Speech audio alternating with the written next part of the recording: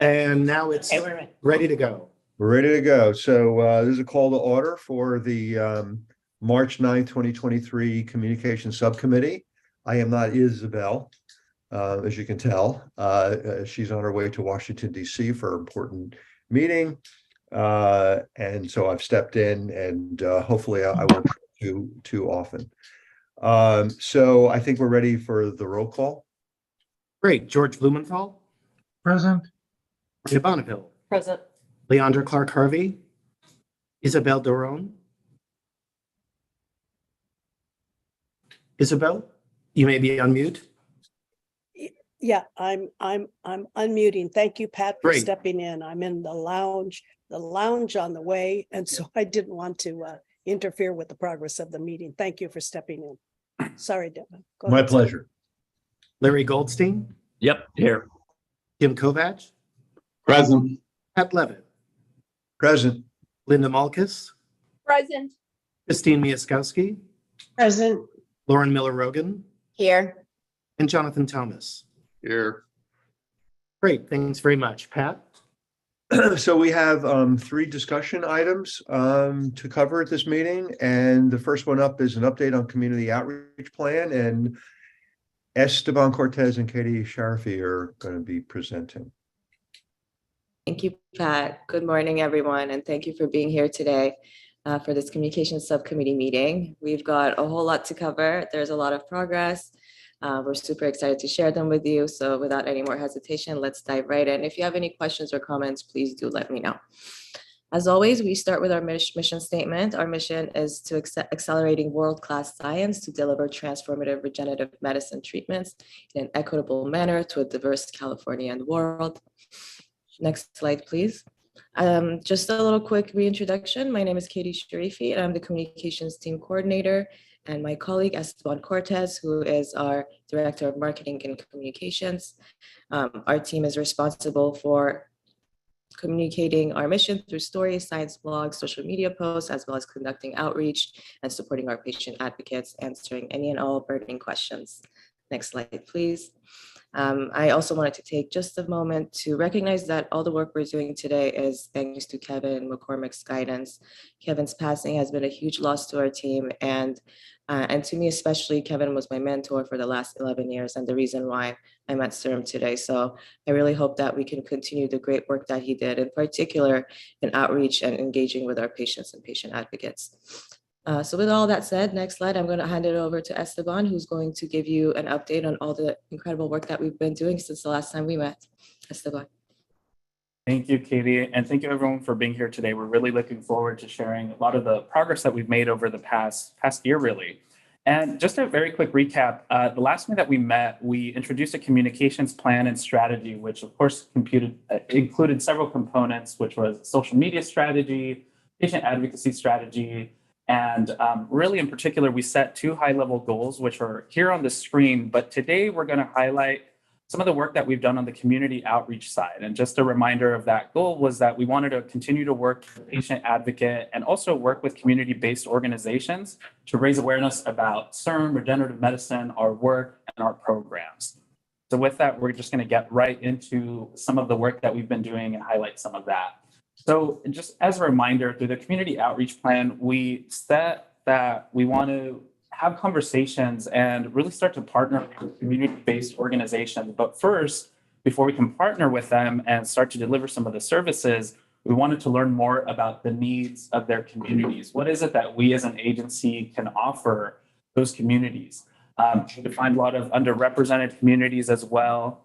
And just to give a very, some brief highlights of some of the conversations that we've had, this is just a very quick snapshot of some of the types of organizations that we have had reached out to really get their input.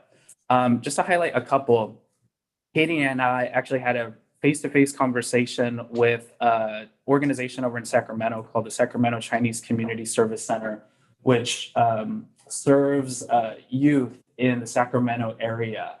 And one of the reasons that we reached out to this organization is they actually have a STEM initiative. So they put a lot of emphasis on science through their after-school programs. And we really just asked them, we saw that you have this STEM initiative. What is it that we as an organization can potentially provide your communities. And we learned that, they really seek things like mentorships. There are a lot of opportunities for us to bring services to schools and also for them to bring services to us. So a lot of after school activities that we can potentially provide. We can work with teams here at CIRM to try to come up with those activities and bring them over to these communities. Another example of some conversations we've been having are with Rotary clubs. Rotary clubs put a lot of emphasis on community building. So we found that there's a lot of enthusiasm there for us to share some of the work that we're doing in workforce development. What is it that we're doing to improve communities? And that really opens up the opportunity to talk about, what are the educational programs that we have, internship opportunities? How is it that we're building the workforce in California and in local communities? And there's also just a lot of enthusiasm for learning about the science and the research that we fund. So this is just a snapshot of some of the conversations that we've been having. We've had dozens of conversations, face-to-face, virtual, in person as well. We're going to be highlighting some of the listening sessions that we've done throughout the state shortly. But some of the key takeaways that we've found in these conversations is that there is a lot of enthusiasm from patient advocate, science, and education-focused organizations. There's also a lot of interest in general in learning about regenerative medicine and the agency. I think a lot of people are really curious about what it is that we do if they're not already familiar with our initiatives and our mission. We've also found that there's a lot of success in connecting with organizations that have similar missions or initiatives, the previous example being one of them, who had a STEM initiative. And one of the things that has also been really helpful is that having an established community member or a leader supporting us in making that connection, that's been very helpful as well. And then just another takeaway is that in seeking events that we can go out there and have those face-to-face conversations, really establish a presence in communities, is that a lot of events still remain postponed in 2022, but we are seeing that this year, a lot of them are resuming. Science fairs, those community events, those are starting to pick up again. So we really see lots of opportunities to get back out there into the community, establish that presence, also to partner with CIRM teams, with patient advocates again, to really develop more engaging activities to go out there and really spread the message and spread CIRM's impact. So that's just, those are just some of the takeaways that we've seen in doing some of this outreach. And Thank you, I'm gonna Esteban. sorry, go ahead, Katie. Oh, thank you, Esteban. So in addition to the outreach that we're doing to CBOs and clubs, we also continue to do outreach through our social media platforms, of course. If you recall at the last meeting, we actually shared our social media strategy, and we've seen a lot of growth since implementing it. We've implemented a tracking method. We tracking the metrics, which have really helped us identify the best ways to get our message out, to tell our story through which platform and in what way. We're using known and effective social media strategies and really shifted the way we highlight our programs, the research, the scientists that we fund. We're doing a lot more storytelling. If you've noticed, we're even posting some stuff in Spanish. We're reaching out to our students, asking them to share their personal stories, which really resonates with audiences, particularly on Instagram, for example, where we know that there is a younger audience user base. So for example, on the left, that's actually an example of one of these Instagram posts of one of our Bridges scholars, Aaliyah Staples West. And this is actually one of my favorites. She heard about our Bridges program through our Instagram post, and she never saw herself in the regenerative medicine field. And now she works in biotech. So these are the sorts of stories, the source of inspiration that we hope we can share through our Instagram. We're also similarly shifted the way we are telling stories about our research and the researchers and the science that we fund. So that is not just us saying, okay, we gave this amount of money to this researcher. No, we want to tell the story from their perspective, to put a face to that name, and to, tag the researcher, tag the institution, hopefully have them shared with their network and get more eyes on those posts. And that's what you see on the right. One of the researchers that we have invested in their work for a very long time, Dr. Lily Yang at UCLA. And we've also trying different formats in the way we tell stories. So for example, the post in the middle is a swipe through post, which is a really engaging way of sharing updates about our clinical work, anything that's very sciencey and can sort of be wrapped up in a sentence or two per slide. So it's very easy to consume and really easy to understand. And I'm going to pass it over to Esteban, who's going to give you some of those social media stats. Yeah, thank you so much, Katie. And again, just to reiterate what Katie said, I think one of the reasons we've seen so much growth is that we are trying these tactics that are proven and that are tested. And I really want to also recognize Katie for implementing a tracking system, which has allowed us to do that. I won't go into all of these in detail, but it's just a snapshot of some of the growth that we've seen. We've seen a lot of growth across, platforms like Instagram, LinkedIn, and Twitter in particular. On Twitter, for example, we've actually seen a lot of a big increase in our engagement, and there's just some numbers there for reference. And LinkedIn, we've also seen lots of growth. We've actually more than doubled our followers in a 6-month period. Big increase in the amount of people that see our content in their feeds. And again, we're seeing that because we really are looking at the audit that we did, and we're looking at the types of content that really is more engaging across each channel. So that's just been really great to see that. And in addition to that social media outreach and those conversations that we've been having, I do also just want to recognize that we are still continuing to go out there into communities and give presentations, participate in events. I'm not going to go into all of these in detail, but this is just a snapshot of some of the events that the communications team has played a part in. And this is just that snapshot. I do also want to recognize our other teams, Maria Milan, our president of the therapeutics team, the science teams, and the business development team, because they go out there as well. And they are also attending conferences, giving presentations, on a weekly basis. So this snapshot here doesn't include those events that they're doing to science communities. And then just to highlight some of those events, this is just a visual representation of some of the events we've done in the past year. Over there on the upper left, that's the Bay Area Lead Summer Campus, which is a science academy where we went out and presented about our education and internship opportunities. We also gave general talks about stem cell awareness. Right there in the center, we've got the San Francisco Pride Parade March. I was very excited to participate in that. It was my first time, and it was really great to, to have my team join us there and really just establish a presence in that community, seeing thousands of people along the sidelines, not just from the Bay Area, but from all over the world. It's one of the biggest pride parades. So really just to be able to show what it is that we invest in for California was really great. We've got some listening session photos there, some breakfast clubs, and over there on the left, we've got a Rotary Club as well. So again, just wanted to recognize that this is something that we are continuing to do, and we will continue to do as well, continue to seek those opportunities. I see Isabel has her hand raised. I want to give her an opportunity to make a comment, or if she has a question. Isabel? Yes, thank you. Can you hear me? Yes. Good. It's a burning question. That's why I raised it early.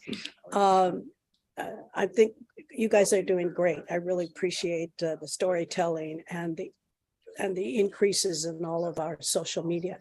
I also want to raise a question of concern that we need to think about in terms of either developing a policy or being particularly careful, because we know social media can be a wonderful communicator, but it can also be used and abused by people who wish to do mischief. So I'm wondering if we're paying close attention to comments. Have we created a policy around how to deal with different issues? Twitter becomes one of those that is becoming problematic. And do we want to stay in there? Other people are leaving because of the concerns. I think it's something that we need to consider so that we do no harm and no harm is done to CIRM and all of the wonderful people, the investigators, the students who are trying to work with us to get our message out. Any thoughts on that? Yeah, Isabel, I can address that. To answer your question about whether there's a policy, we do have procedures. I monitor our comments. Our team does monitor any comments or messages. And we do our best to respond to all of those. In some cases, they are seeking information and we respond in a timely manner. I do agree that that could be something that can be implemented into a crisis communication plan. Definitely, considering that that is something that can happen. We do have a crisis communication plan, but perhaps going a little bit further into developing one for social media, I think is a really great idea. So thank you for that suggestion.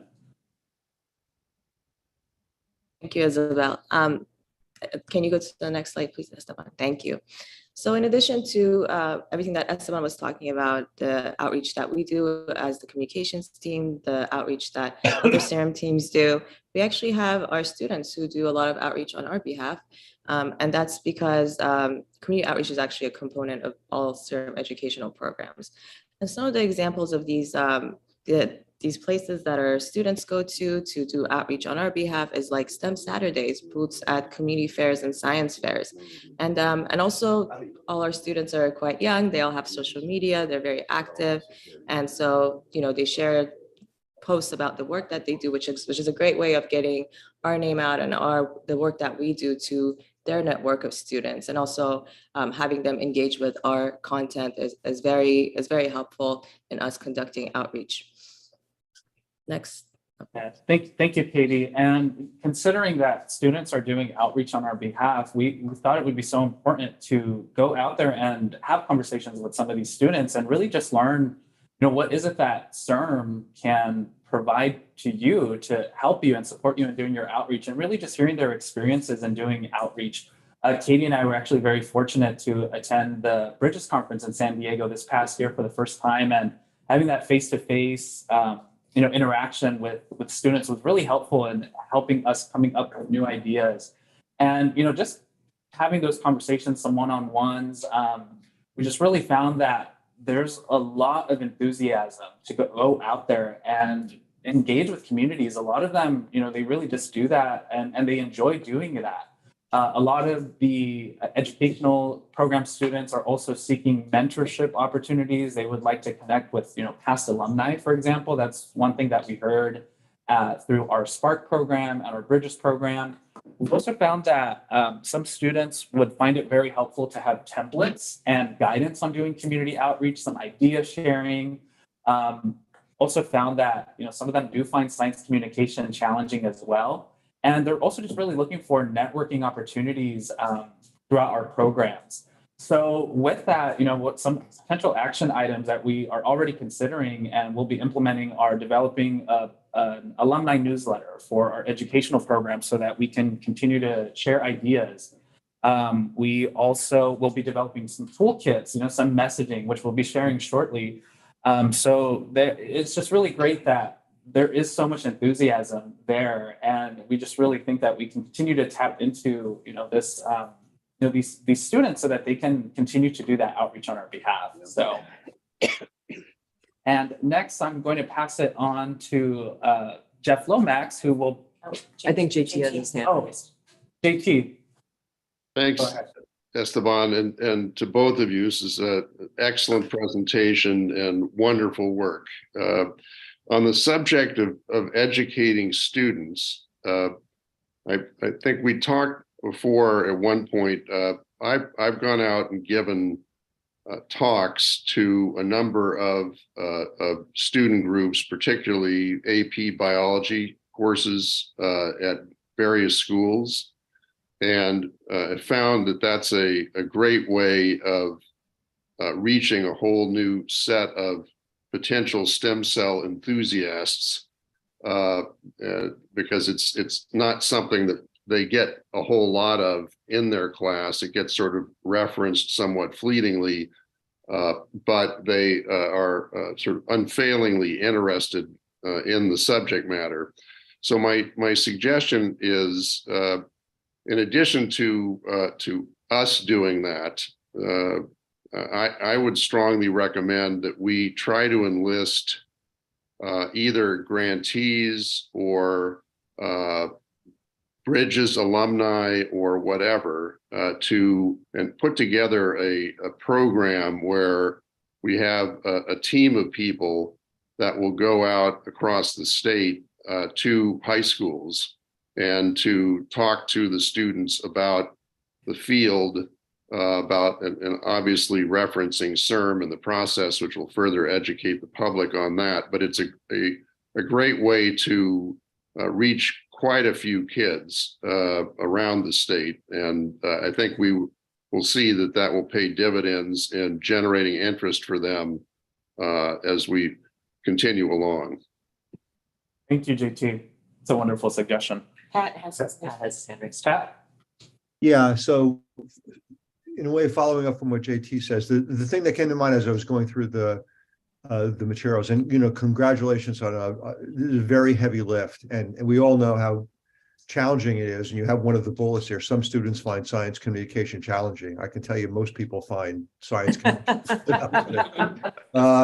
not just students, but the other target I think would be community colleges. We have several hundred in California. And they have curricula that are preparing lots of students for moving to four-year colleges or to move to health professional, training, vocational, programs. And they, them becoming familiar with the activities that CIRM supports, I think is really important. And it's a very, very large population that are students that attend community colleges. And California is the largest community college system in the United States. Yep. The other comment I have is, I looked at some of the posting, an example of the posting. I found the posting's fine, but the language is complicated.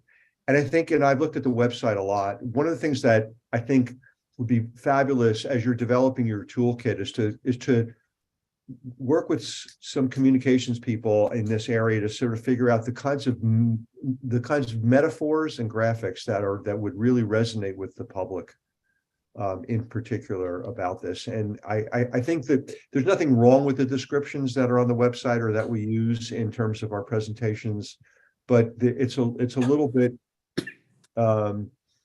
specialized and sometimes not accessible. And metaphors are famous for being able to break down those barriers to understand complicated things.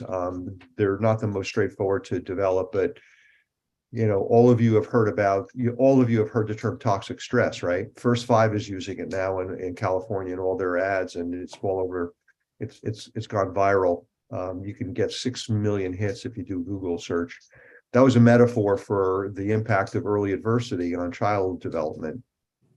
And one metaphor can make the difference, I think. So I just think it's worth thinking about as you're developing your toolkit, which I think is a great idea. So thanks for all your effort here. Yeah, absolutely, Pat. And to address those points, I agree with both. And for the suggestion of Isabel, we actually communicated and got in touch with some community college clubs like the Berkeley.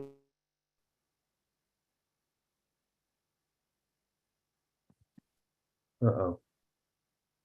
Yeah, we lost him. Uh-oh. What happened? I think we lost sound. We can't hear you, Esteban. Okay. There There you you go. go. It's back. Okay, Okay. back. All right. Okay. Well, I was just saying that I connected with a club, the Stem Cell Club at Berkeley City College, and again, just asking them what it is that they, what types of services or partnerships that we can possibly have, and we're just learning a lot there. Again, they're just learning. They want to know what it is what are those opportunities that CIRM can provide to students like them? A lot of mentorship opportunities again. And yeah, absolutely agree with your second point as well. So thank you for those suggestions. Great. This is Linda Malkus. And I want to really back up Pat regarding the community colleges. They're also really, if you want to talk about a home for diversity, they are a home for diversity, and such an incredible opportunity to link in your education programs there, which I'm sure you do. But if we could really build some firm pipelines for linking the communication to the education in that particular population, the community college population. I think it would, the workforce diversity and pipeline for us for CIRM would be, I think, incredible. Thank you, Linda. George Blumenthal. George? You're on mute, George. Thank you. Just really quickly to add to the suggestion about community colleges, I would also add lifelong learning is a real opportunity to get to a different population than you would get to through community colleges. And there are a number of very active lifelong learning centers with many people that could be reached who have considerable influence. So that's another suggestion. Thank you. That's it. All right. So with that, I'm going to go ahead and put up another slide deck on our listening sessions, and I'm going to hand it over to Jeff Lomax, who will give an update of some of the community outreach that we've been doing there.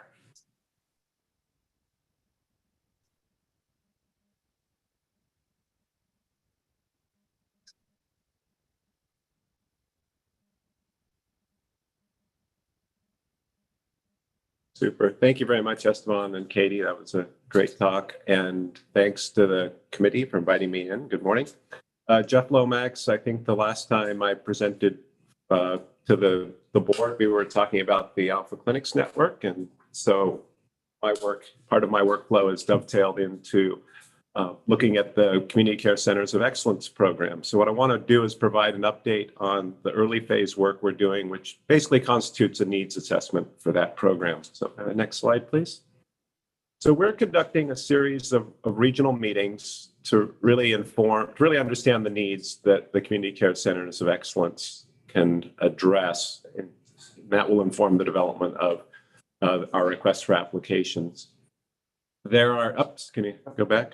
We've had 3 sessions to date, Fresno, Clovis, UC Riverside, and we've just returned from Palm Desert. The aim of the listening session in terms of how we're sort of organizing the conversation is to try to develop an understanding of the regional capacities to support clinical research, identify workforce needs to both support patients in regenerative medicine in those regions, and then at a more granular level, local needs and really opportunities to partner with community-based organization in service of the mission. Next slide, please. So I just have to say, we live in a beautiful place, and it's really been a pleasure to travel this time of year, this winter. So I have to indulge for a moment and just acknowledge the beauty of our state and how wonderful it was to go out into the desert this March. Thank you for that opportunity. Next slide, please. So the Inland Empire listening session, this was one a few weeks ago. So we just got back and the slides have been posted. So unfortunately don't have a just-in-time summary from the session we just completed. But what we are hearing on a fairly consistent basis, meaning we've heard the points made multiple times, is that from the organizations that are involved in healthcare delivery and research, the opportunity to partner with CIRM is, they're very eager to partner, and perhaps even to say, to some extent, they felt a little bit left out of the fold and really want to be brought into the fold. So there's certainly the interest at that level. When we talk to patients or individuals that interact with populations in more of a population health capacity, there's still a divide between the notion of these experimental treatments that we have to offer and the populations in which they serve, particularly when those populations experience a primary care deficit. So that's something we just continually need to keep in our mind, is how in our work we're going to bridge that gap in terms of where the population is and our aspiration to deliver treatments to a diverse California. One of the sort of most potent points in one of the sessions was the relationship really needs to be based on relations and trust and not be transactional and paternalistic. And I think that really reflects a underlying challenge our field has, is that, quite honestly, intentional or unintentional, often the work we do comes off as transactional and paternalistic. And so we've heard that. So again, something we'll need to really address.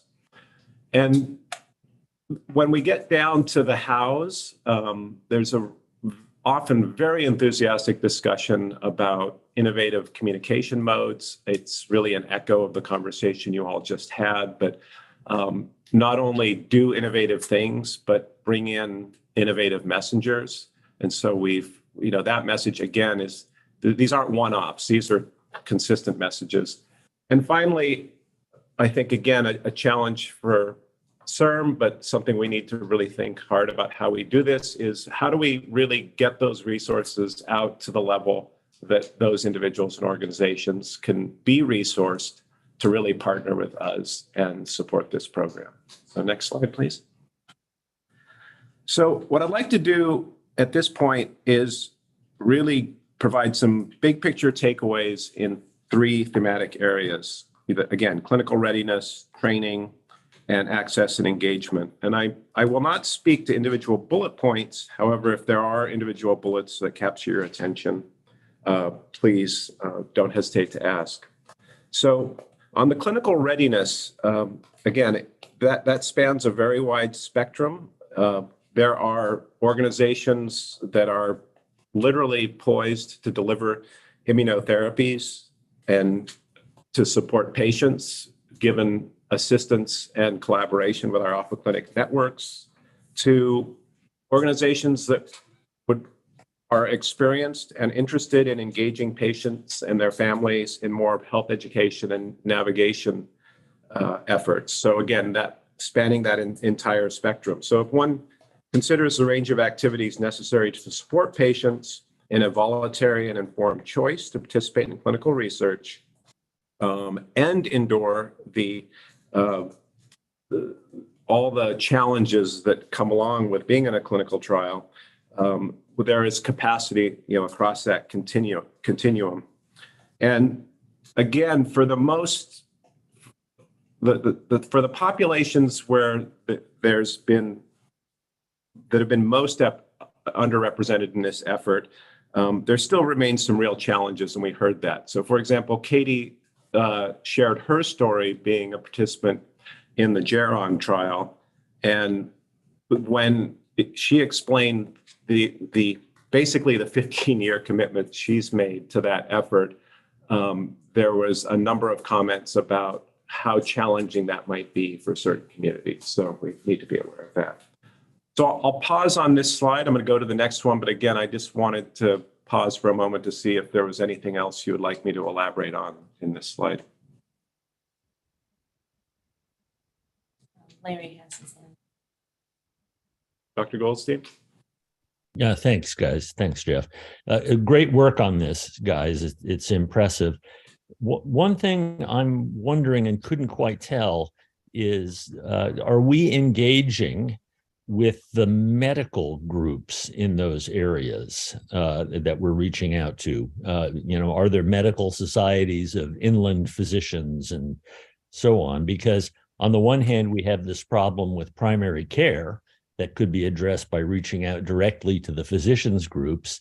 And on the other hand, primary care physicians are the ones who may communicate the existence of clinical trials to their patients and express their support for them.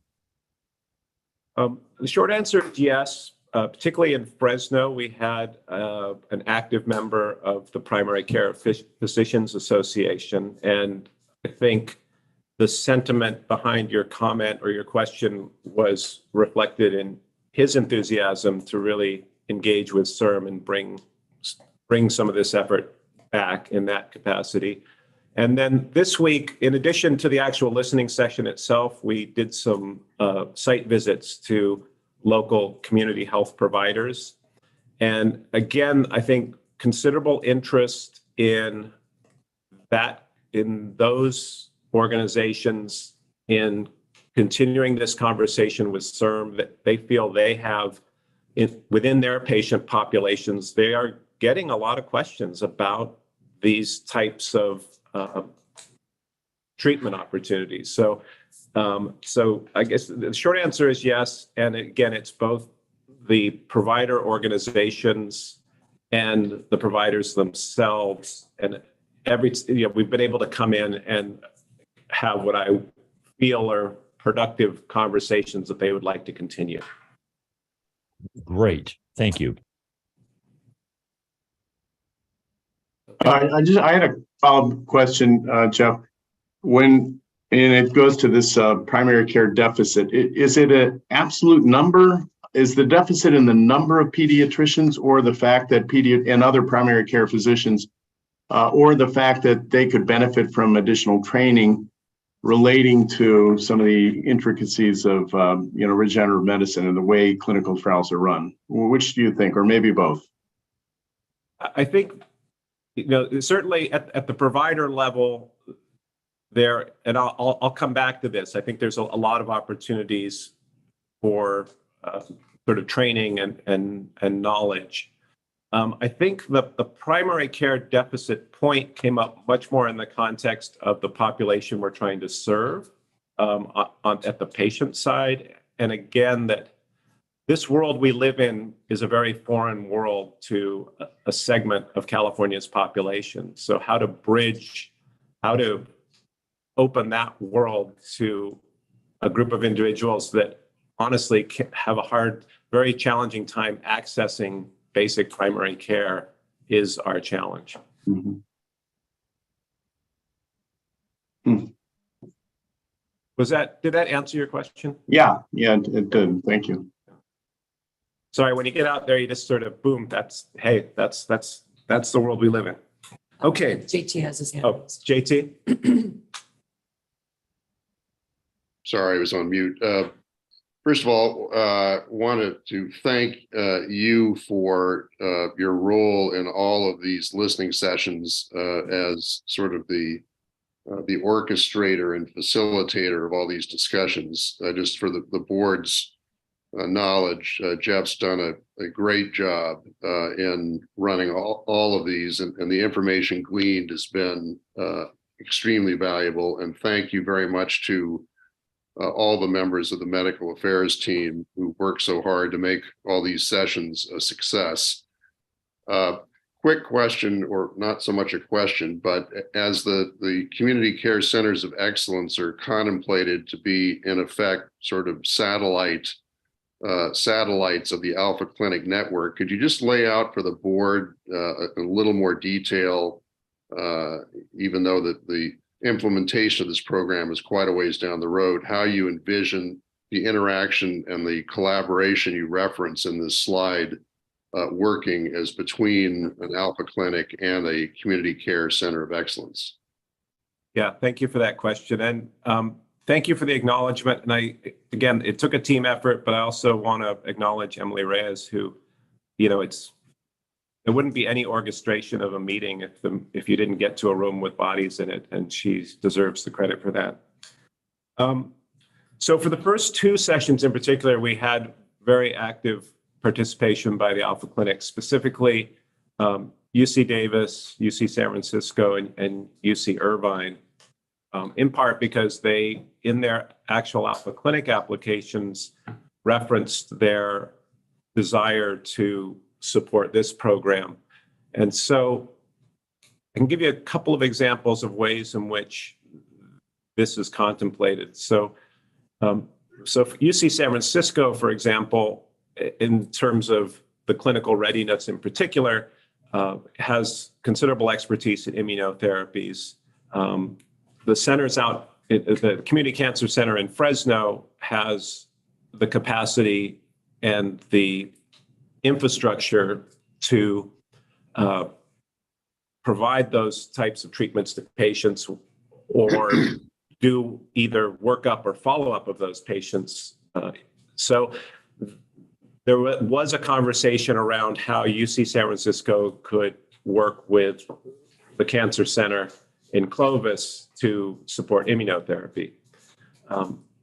moving to that other side of the spectrum, more the education, awareness, navigation, UC Irvine is actively working with UC Riverside. UC Riverside has a very, it's that sort of top bullet UC Center for Healthy Communities. They have a very strong engagement footprint and reach into the community. So there's already conversations going on between the Alpha Clinic and UC Riverside about ways to bring the Alpha Clinic opportunities through, their center and out to patients. So that's more of a health education, health navigation example. So those are two examples that are already fermenting, if you will. And then I think the challenge or the opportunity at this point then is how do we develop the community care centers programs so that those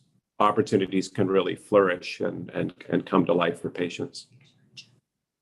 So, Jeff, I want to be mindful of the time, and we've got another presentation after this, and some of this conversation is going to hit in other, for the board and other subcommittee ways. It's very important, so I don't want to suggest it's not, but we're touching in areas that are not necessarily communication per se.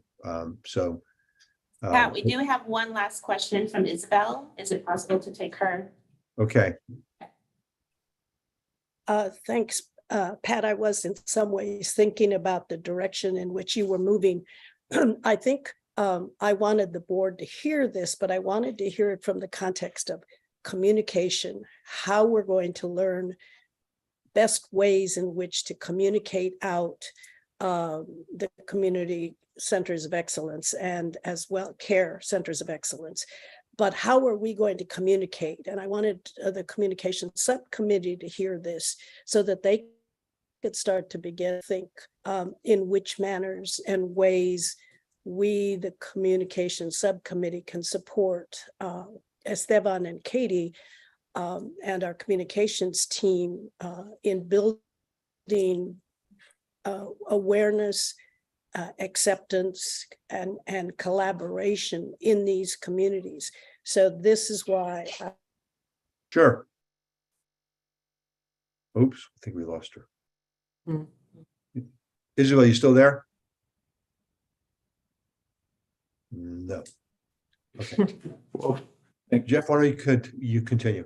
Yeah, and pardon the filibuster. I think the next sort of couple of pieces here will move directly into Isabel's point. So I'm going to skip a couple of setup points and really say, so on the training side, I think it was particularly important that there appears to be opportunities to plug into established education and training programs, particularly the communication aspects of those programs. So for example, we learned a lot about there's a lot of existing programs out in those communities that are either like certificate or credential programs. They can be community college based, both for health education. And we even heard about a promotores certificate program, which was quite fascinating. And so,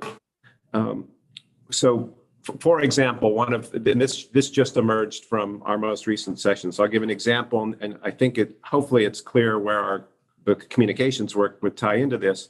When we overlay the fact that many individuals travel to Mexico for a range of healthcare needs, then the area of regenerative medicine might be an interesting topic to consider how we might empower promotores to assist patients in distinguishing between validated treatments and unproven interventions, knowing that people are traveling for healthcare for very legitimate reasons, but there are illegitimate or unproven treatments out there that may be a problem. So how we can use our training and communications tools to help patients in that regard. So again, I hope now we're sort of tacking a little bit closer to the point of this, where we're going with this meeting in terms of communications and how it could tie in to the community care centers, but particularly in this sort of training area.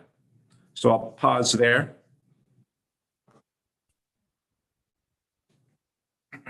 Okay, we'll do access and engagement. So I think another very clear clear message we got from these sessions is that the success of this program in terms of community engagement, it depends on giving a voice to a broader range of partners and stakeholders. We simply don't have the capacity or bandwidth to engage the numbers that are necessary to be successful. And what we heard is there is a need for tools and resources. I think Esteban described them as kits, toolkits, that will enable clear and effective communications. This is why, the work of this group is so important to the ultimate success of the Community Care Centers of Excellence programs, because it will provide a vehicle to really disseminate those tools and resources, out to speakers, partners, whether it's CIRM, whether it's the community care centers or partners that the community care centers develop in the community to really have the capacity to speak with one voice. So with that, I will stop. And again, if there's any questions or comments, happy to take them at this time. So I was going to ask a question. If there's the challenge is that you've got you listed a number of different audiences, right? Yeah. And maybe the communications team can weigh in on this.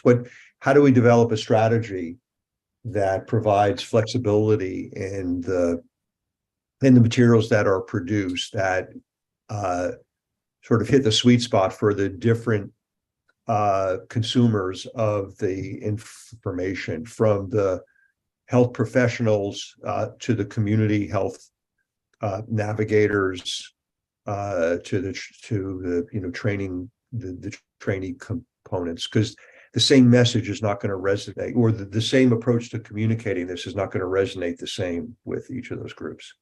So I asked the question. I like to ask questions that I don't have an answer for, and so I know the communications team probably has a lot to say on that, but if I may start off, I think what we're hearing is we need to provide a framework and a information base that is that's correct and particularly on the technical side. That we need to give people the information, but from that, they would like the opportunity to then take that and run with it and innovate that in a way that gives voice, that really connects with their community, that gives them ownership of kind of what that final thing is. And again, heard a lot about videos and lots of work that particularly youth, they're really eager to develop these tools and resources. And I think it's how the art of this will be, how to give them the tools they need to tell the story in an appropriate and accurate manner, but with that sort of ability to innovate and do what they do in their community. Yeah, that's great. Do we have any other questions on this part? All right. Well, thank you so much, Jeff. And again, I do want to recognize the medical affairs team and in particular, Jeff and Emily for supporting with these listening sessions and for putting these together. It's been really great. So with that, it's actually a great transition because, in speaking about how it is that we'll communicate with, these communities and these audiences, we wanted to introduce a project that we've been working on for the past few months. And really what that is to develop some messaging framework that we can provide, these organizations that we just mentioned, because it's a given that, while we will, of course, do our best to reach communities, we will also have to partner with patient advocates, community-based organizations in having them go out there and relay CIRM's message. What is it that CIRM is? So I did want to introduce this project, and with that, I did just want to give you a little bit of background on how we came to doing this. So really what we wanted to do in developing this messaging framework is that we wanted to bring CIRM's mission and strategic initiatives to life. We really wanted to figure out the best way to tell the CIRM story to more people, more diverse audiences. And one thing that I also want to point out as we're going through this messaging is that this is umbrella messaging. Like if you kind of think of this as the chapters in a book, you're going to notice that it's not going to address every single aspect of our programs. And that's because this is just how we talk about CIRM as an agency. This is not to say that, a grantee, how a grantee needs to talk about the research they're conducting or how we need to talk about gene therapies as an example. This is just about CIRM and what we say as an agency. So again, like really, as we were developing this messaging, we wanted to consider that this is something that could be translated to Spanish. Is it something that in translation, some of those definitions wouldn't get lost, but it resonate with diverse audiences? And, in addition to helping guide CIRM staff in telling the CIRM story, we just really wanted to get that story out. Just think externally. How is it that we tell our audiences tell our story to audiences all across California? And Katie, I think, also has a bit to share in her perspective as a patient advocate before she joined the CIRM team. Right. I actually wanted to, and I've pointed this out before to the team, is that I was unofficially part of CIRM for such a long time, for about 10 years. And until I started working internally, I myself actually didn't know that we're a funding agency. I knew that we did so much incredible work, but I thought that the research and those clinical trials, that we had ownership of them. And so, for me, going out, being a patient advocate for many years, speaking to reporters, speaking at different events, I know that I would have really appreciated having this sort of key messaging that I could work from and make my outreach a little bit easier. So that's what we're hoping that this will do for our patient advocates, for our students, anyone that speaks on our behalf, our team members who go out. Go ahead, Esteban. Yeah, thank you, Katie. And just another thing that I wanted to point out is that, while we hope that, you all, CIRM teams can take this and run with it, this is not one size fits all. We understand that, this can be refined for several audiences. Again, this is just how we talk about ourselves as an agency. So with that, recognizing that we have a little bit over half hour, we're going to get through some of this, but we of course welcome feedback. This is draft messaging, and based on any feedback that you give us, which Katie will be noting, we'll be refining this and improving this. So again, just a reminder, here are our strategic goals, which we're aiming to bring to life through this messaging. And again, those are to advance world-class science, deliver real-world solutions, and provide opportunity for all. And as a reminder, here is our mission statement, some of which we want to come to life and really expand upon that further through this messaging. So with that, let's get right into it. Going out there, one of the first questions that, if somebody sees, maybe you're wearing a CIRM shirt or they see the CIRM logo, you'll get asked, what is CIRM? Like, what does it do? So in having conversations with teams, we've met with teams at CIRMs, patient advocates, also listen to a lot of the things that you say, and, not necessarily reinventing the wheel. These are all things that we've said over the years, and we really wanted to put it in one concise statement. So where we landed is that the California Institute for Regenerative Medicine, or CIRM, is a state agency investing in California in 3 key areas of regenerative medicine: research, education, and patient access. And to expand upon that further, we wanted to develop CIRM's vision. What is it that CIRM as an agency believes? So with that, we have CIRM was created by the people of California, for the people of California, to advance regenerative medicine safely, equitably, and efficiently. CIRM believes that regenerative medicine can address serious health issues that today have no known cure, like cancer, diabetes, sickle cell disease, and heart conditions. We believe that some of the best regenerative medicine researchers in the world are here in California. CIRM believes we can empower new generations of Californians to discover and prepare for careers in the growing field of regenerative medicine. And we believe our ability to fund regenerative medicine benefits the people of California. And if you look over to the right, those are the components of the mission statement that were taken that we're expanding upon. Again, here's our mission as a reminder. So again, when you look at the mission statement, there are some terms there that do need some further development, regenerative medicine being one of them, because it's such a complex term and, you know, general audience might not have an understanding of what exactly that is. So we defined it here in, again, simple terms that we think will translate really well to other languages that we can use in talking to, let's say, a group of high school students, but also in talking to scientists. So with that, we got that regenerative medicine is a field of medicine that can renew, repair, or replace cells, tissues, or organs that have been damaged due to disease, injury, or an inherited genetic problem. Regenerative medicine includes stem cell therapies that can help the body generate new healthy cells, and gene-based therapies that replace or disable a disease-causing gene. Just like how cells in your bodies can grow new skin to heal a wound, stem cell therapies can repair or regenerate tissues and organs throughout the body, and gene therapies can correct or modify a person's genes to treat a disease or condition. Isabel, sorry. Isabel? Thank you, Esteban. Wanted to go back to your slide prior.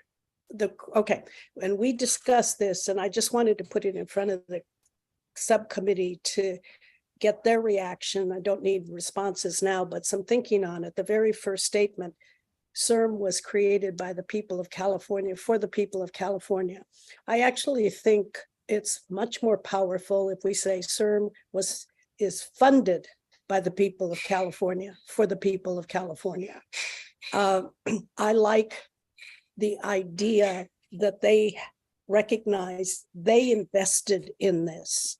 And so they deserve to reap the rewards if they can, if it's applicable to them. I just think it gives them more relationship and connection when we tell them, you funded this, folk. Thank you very much. And so I would put that in front of the committee and of course the full board, I guess, or whomever makes the final decision to see if we couldn't change that or we should change that to CIRM was funded by the people of California for the people of California. Absolutely. Thank you, Isabel. And we did note that suggestion that you made. And absolutely, this is messaging that can be refined as well. So we are definitely noting that. And I agree with what you said. Any comments on that? Thank you, Isabel. Does somebody have a plan? Go ahead. Pat, you're on mute. Sorry about that. So, you know, the definitions are challenging themselves. And I think you point out rightly that even the term regenerative medicine is a mystery to most people who are not in science. And even for some people who are in science, it's a mystery. There's a journal called, I don't know if you're familiar with this, called Frontiers for Young Minds. Are you familiar with it? No. So the Frontiers has this whole large series of journals in science, from math to biology to medicine, etc. Frontiers for Young Minds is one of it's open access, and the authors of the papers that are published there are active scientists, and they take on all sorts of things, including organ repair, regenerative medicine, etc. The reviewers are children from the ages of 8 to 17. It's written for grade school, junior high school, and high school students. And I recommend the folks in the communication team. I go there. I mean, I'm a mentor for a junior reviewer, and the mentors can't review. It's the children who are reviewing. It sounds crazy, maybe, I don't know, but conceptually, when you read these articles, you recognize the kinds of ways of communicating complicated science that resonate and that don't resonate. And these are articles that are published that go through a peer review process, peer sort of in quotes, because they're reviewed by children. And so I think, like, I've looked up several articles in regenerative medicine, really helped me sort of think through. I don't have a full answer yet about how to talk about regenerative medicine in a way that will resonate. And I've used those articles for undergraduates, et cetera, that are, that may not be majors in science or have never taken a science course before. So that's just one resource, I think, that would be really, you'll have a lot of fun at the site as well. Yeah, thank you for sharing that, Pat. And on that point, I did want to address that as we were developing this messaging, we did consider that, keeping it in simple terms, as simple as possible, because, in going out and speaking to California audiences, it's so diverse. But just one statistic that we encountered is that California actually has the lowest literacy level in the country. So we really, again, just wanted to consider that as we were developing this and keep it in language that is easy to understand and that would just resonate across audiences. So thank you for that point. JT? Yes, I want to raise a point about a word we sort of keep using and query whether it's the right word, and that word is invest. So when we say investing in research, et cetera, in a broad sense, that's accurate because the return hopefully will be the development of therapies and cures for the greater good of the citizens of California, the nation, and the world. But the term invest to the general public carries a more specific definition, which suggests that perhaps we're putting money into this and are looking to reap the financial benefits of anything that comes from it, putting aside the royalty issues. To me, a better word would be enable world-class research or whatever, rather than invest, because I think by saying invest, that's confusing. CIRM can't hold any equity interest in anything. Just a thought, if you might just throw that out there for discussion. Thank you, JT. And we're noting all of this feedback as well. Katie is taking note of all of these suggestions. One thing I will say about the term invest that I particularly liked was fund falls short of everything we do. Invest sounds more powerful to me because what we do is more than just fund and more than just enable. We guide people through the process. We work with them to make sure their projects happen. We bring outside help in when they need it. I think fund and enable fall short. Perhaps invest isn't the right word, but I think it needs to be something that encompasses more than just the money aspect of it.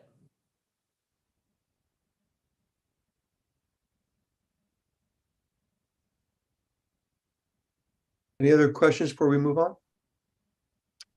Okay. Thank you. So with that, those are just some of the key messages that we developed, but we wanted to, again, expand upon those and really take those pillars that we previously defined and develop some key concepts through those. And again, thinking of these as the chapters in a book that we can expand upon these further, work with teams to develop more specific talking points. And so with that, I want to get into these.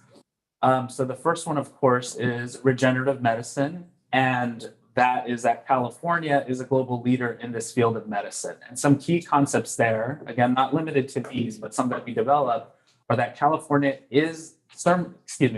is California's driving force in bringing stem cell and gene-based therapies to patients safely and equitably. And CIRM's ability to fund regenerative medicine benefits the people of California. And this is, of course, where we can go into regenerative medicine awareness, lots of stories there. In Expanding upon research, which of course is that we're advancing world-class science. Some key concepts there are that some of the best scientists in the field of regenerative medicine are right here in California, focusing their research on treating diseases and conditions that have no known cures today. So some ways to expand upon that concept are to focus on some of the disease areas that we fund, that we invest in. Telling stories about the researchers. There's so much potential there to tell those stories. In expanding upon education and workforce development is that we're helping new generations learn about regenerative medicine. And some key concepts there are that California is the hub of regenerative medicine research, and we're helping Californians learn about and prepare for careers in this growing field. And our goal is to ensure that the next generation of regenerative medicine scientists represent the diverse communities of our state. Again, no shortage of content and stories there, looking at our Spark, Bridges, Compass, our Scholars Program, also economic benefits, how we're growing local economies. And finally, we've got patient access, which is that we're providing equitable access to regenerative medicine for a diverse California. And some key concepts there are that we are helping Californians learn about regenerative medicine and CIRM-supported resources that may apply to them, their families, and their communities. And we are committed to making regenerative medicine accessible and affordable in California. And some examples there would be the Alpha Clinics, the Community Care Centers of Excellence, access and affordability, medical affairs, patient advocates. So, this is just an overview of some of those key concepts that we developed. And again, just pointing out that this messaging is that umbrella, messaging framework that can be expanded upon. So it's not, again, one size fits all, but we really do think that this is something that will support teams, patient advocates, grantees going out there and telling the CIRM story. So with that, we welcome any feedback.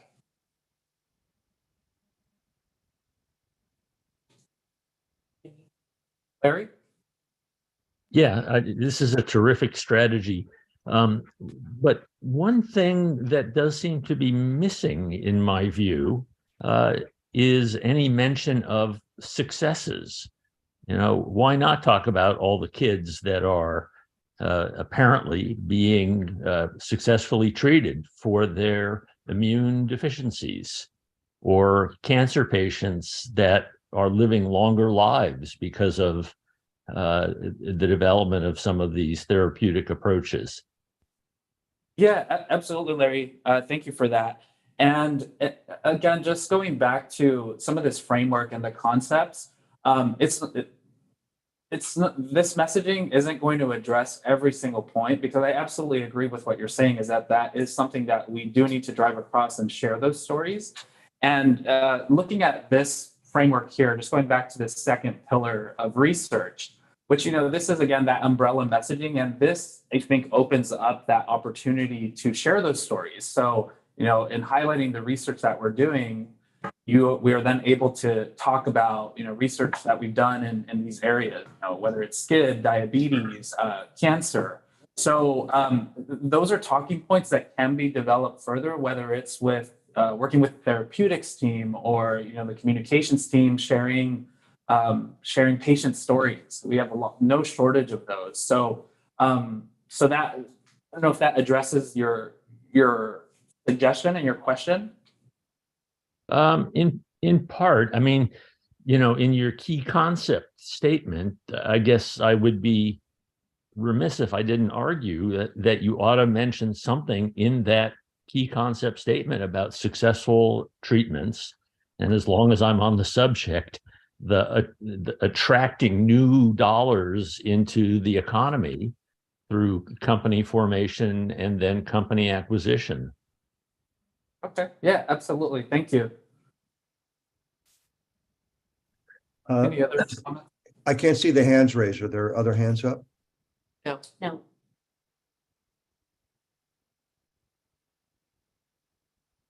Any other questions, feedback? Yeah, I do. Yeah. It's Pat again. So, so the framework defines regenerative medicine, and it mentions research. And on the website, there's there's a page that defines what research is in the context of CIRM.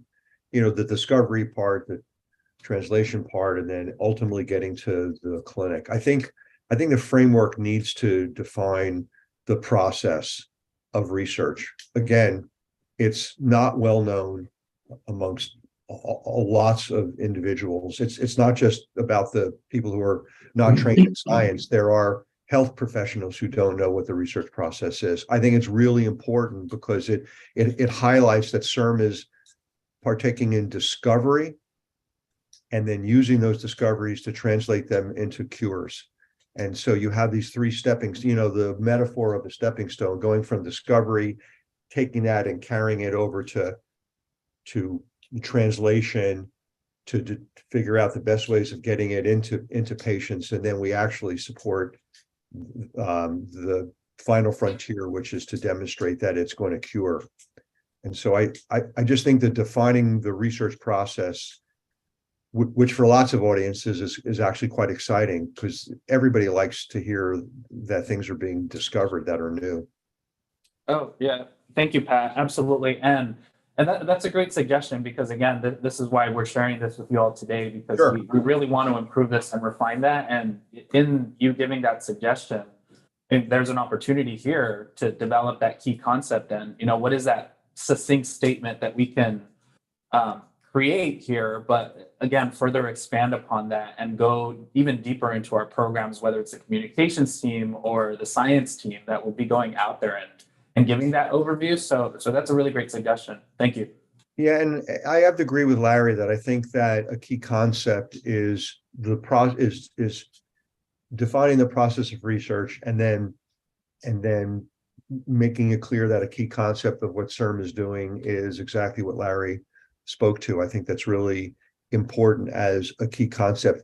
I think most people are, you know, I think it's great that we have some of the best scientists in regenerative medicine right here in California, but I think to me, that's not a key concept. That's sort of a subtext that somebody might say. And by the way, we have all these, you know, who's doing the discovery, right? Who's doing the clinical research studies that are going to get to us to cures.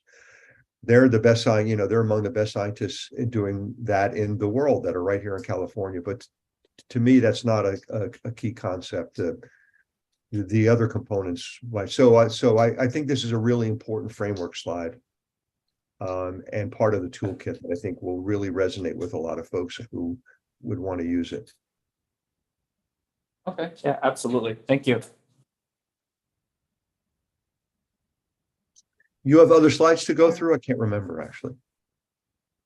No, we actually went through all of them, and now any feedback, any questions or comments are welcome, of course. So do we have any other Pat, I don't see any other questions. okay.